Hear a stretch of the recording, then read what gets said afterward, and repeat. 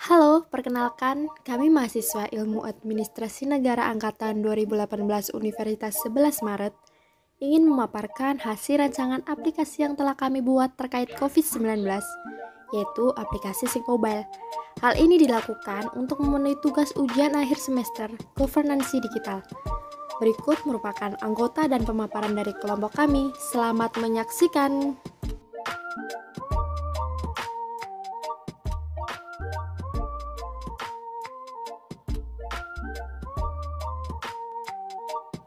Halo, saya Ananda Resti Widianingsih, NIM D01180013.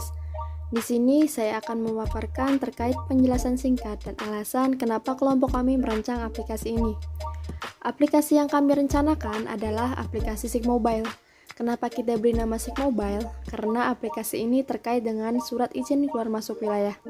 Tidak hanya itu, aplikasi ini juga merupakan aplikasi yang dibuat guna menyiarkan informasi terbaru mengenai COVID-19.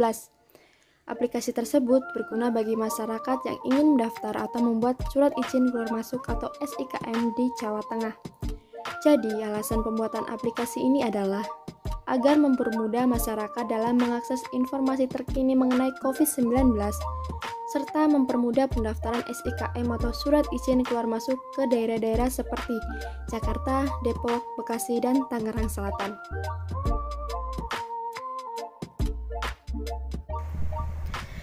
Saya, Nuris Lahia, NIM D01180079, akan melanjutkan hasil pemaparan kelompok kami, yaitu tujuan pembuatan aplikasi. Tujuan utama aplikasi ini adalah sebagai suatu aplikasi yang dapat dimanfaatkan oleh masyarakat Jawa Tengah dalam kaitannya dengan pembuatan SIKM atau Surat Izin Keluar Masuk.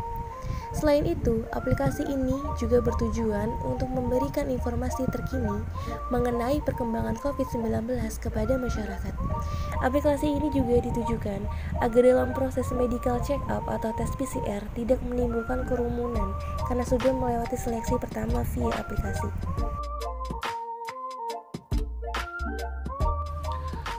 Perkenalkan, saya Hilmi Yahya, NIM D01180049. Di sini saya akan melanjutkan mengenai data pertanyaan yang diberikan pada aplikasi SIKM Mobile ini. Pertanyaan ini digunakan untuk menentukan apakah pendaftar tersebut dapat lanjut ke tahap berikutnya atau tidak. Di sini berisi mengenai pertama email aktif. Email aktif ini berfungsi untuk memberi pemberitahuan kepada pendaftar apakah ia lolos ke tahap berikutnya atau tidak, dan sebagai sarana jika telah sukses mendaftar SIKM seleksi pertama ini, yang selanjutnya akan dilanjutkan ke masyarakat terdekat.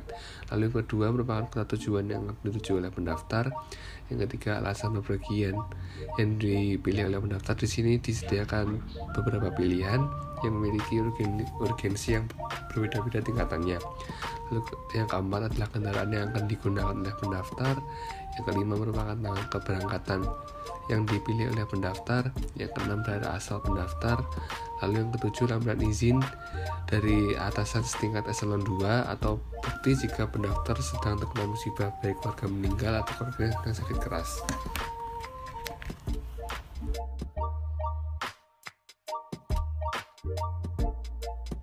Selanjutnya saya Sulfitri Astuti, NIM D01118097, akan melanjutkan pemaparan dari kelompok kami, yakni mengenai klasifikasi jika lolos dalam seleksi pertama, yaitu pegawai negeri sipil atau aparatur sipil negara, TNI, Polri, pegawai BUMN, lembaga usaha LSM atau NGO yang mengantongi izin dari atasan setara eselon 2 dan kepala kantor.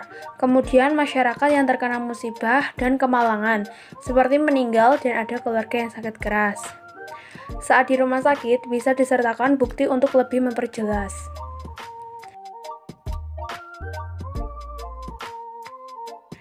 Kemudian, daftar rumah sakit rujukan di Jawa Tengah.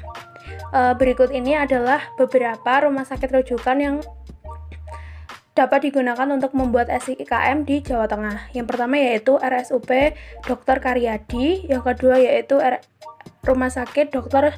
Sueraji Tirtonegoro Klaten, yang ketiga yaitu Rumah Sakit Paru Dr. Aryo Wirawan, yang keempat yaitu Rumah Sakit Umum Daerah Profesor Dr. Margono Soekarjo.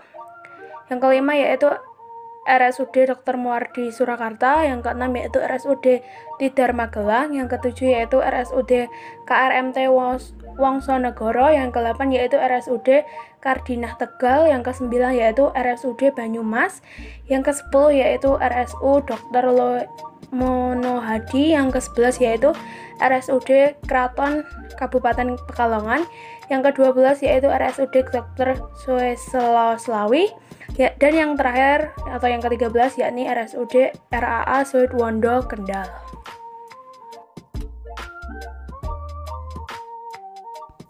Ini merupakan flowchart terkait perancangan aplikasi kami.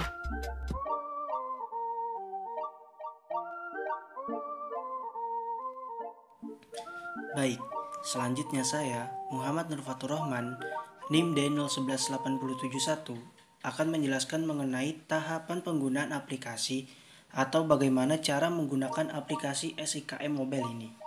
Pertama, pastinya kita harus membuka aplikasi SIKM Mobile itu sendiri. Setelah itu, kita sebagai pengguna akan dihadapkan oleh dua pilihan menu, yaitu pertama menu mengenai informasi COVID-19 ini, dan kedua adalah menu pembuatan SIKM. Apabila pengguna aplikasi ini memilih menu pertama, yaitu menu mengenai informasi COVID-19, maka pengguna akan mengakses informasi-informasi terbaru tentang COVID-19 ini, dan pastinya informasi ini terintegrasi dengan berbagai sumber berita yang kredibel dan terpercaya, terutama laman atau web resmi gugus tugas percepatan penanganan COVID-19 itu sendiri.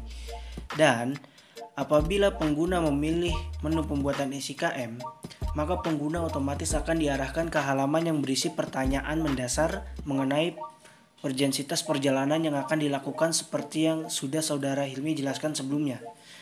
Jawaban dari pertanyaan ini pun merupakan tahapan seleksi pertama, apakah pengguna dapat membuat SIKM atau tidak.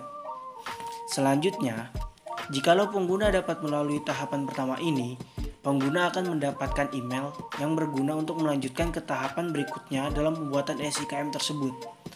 Dan jikalau tingkat urgensitas pembuatan SIKM ditolak, maka pengguna akan langsung mendapatkan himbauan untuk stay at home dan tetap memperhatikan protokol kesehatan.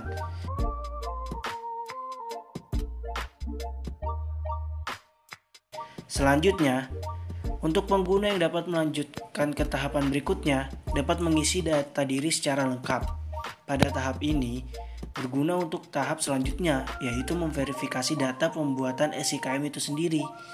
Pada tahap verifikasi data ini, akan ditunjukkan pula berbagai rumah sakit rujukan yang harus dipilih untuk pengguna mengikuti rangkaian tes pembuatan SIKM, baik itu tes PCR, atau rapid test, atau mungkin tes-tes lainnya yang disediakan oleh rumah sakit yang dipilih.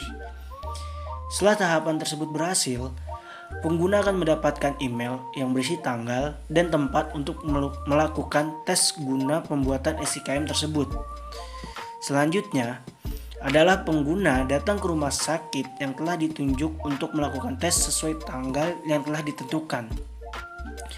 Berikut adalah bagaimana tahapan penggunaan atau bagaimana penggunaan aplikasi SIKM Mobile ini.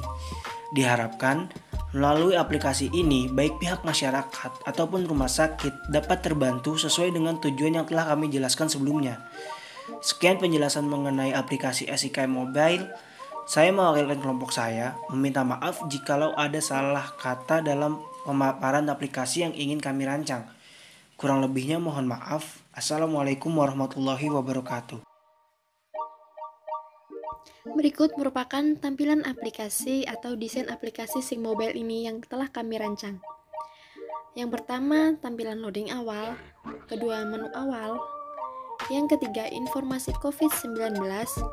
Yang keempat, pembuatan surat izin keluar masuk 1.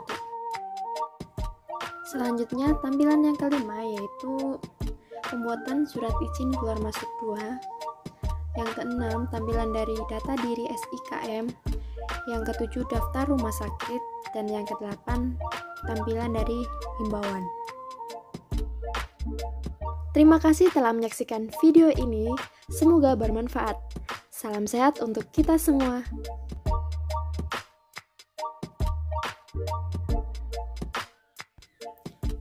lupa like, comment, and subscribe.